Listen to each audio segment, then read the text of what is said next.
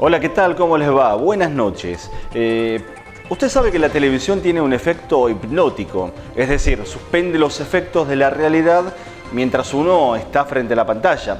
Esto dicho tal vez de una manera exagerada, porque la televisión muchas veces muestra la realidad, muestra lo que está pasando, bueno, un móvil en vivo, alguna comunicación.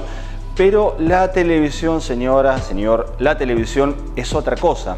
El problema es que cuando la política se pone en lugar de la televisión y la política se juega con los mismos parámetros, es decir, siguiendo el razonamiento anterior, la política suspende los efectos de la realidad, estamos ante un problema un poquito más grave que cambiar de canal o cambiar de programación o simplemente apagar el aparato televisivo.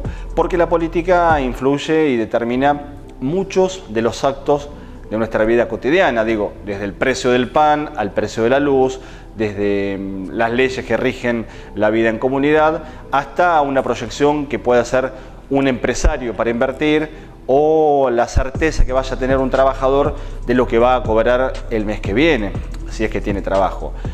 El problema es que cuando la televisión y la política se unen para entre ambas suspender los efectos de la realidad o hacer que el recorte sea demasiado evidente, estamos ante un problema grave. Bueno, todo esto para contar lo que a esta altura el país entero ya sabe, esto de el presidente Mauricio Macri recibiendo en la Quinta de Olivos junto con su esposa, la señora Juliana Aguada, a la conductora televisiva Mirta Legrand, que a esta altura parece ser por momentos una especie de resumen del sentido común de los argentinos. Mirta es la que pregunta, Mirta es la que enfrenta a los presidentes, Mirta es la que le dice al presidente, ustedes no ven la realidad, Mirta le cuestiona la forma de gobernar, y el presidente, siguiendo la lógica hipnótica de la política, la lógica que suspende los efectos de la realidad para contestar, le responde con eslogans, le responde con las consignas de campaña.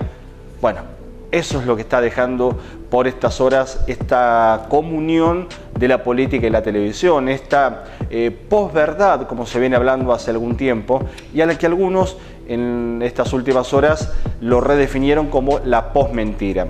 Le explico rápidamente qué significa esto. La posverdad es básicamente aquello que ocurrió en la campaña presidencial en Estados Unidos, en donde Donald Trump decía cualquier cosa y no importaba, porque en definitiva lo que importaba, lo que interesaba, era el efecto de esos dichos. Y cuando después se demostraba que eso no era cierto, nada pasaba, porque finalmente el objetivo era instalar un tema determinado, el objetivo era generar un sentido que vaya en un camino cierto, buscado por ese objetivo del discurso. Bueno, con esto pasa algo similar, la posverdad o la posmentira pasan, las realidades van quedando, pero mucho cuidado, mucha atención, porque así como la hipnosis tiene un tiempo determinado de duración, la realidad termina imponiéndose. Y más allá de la televisión y su efecto hipnótico, más allá de la televisión politizada, de la política televisada y los parámetros que la política ha tomado de la televisión en esto del apuro, del vértigo, de dar una respuesta sin que sea del todo cierta, la realidad termina imponiéndose.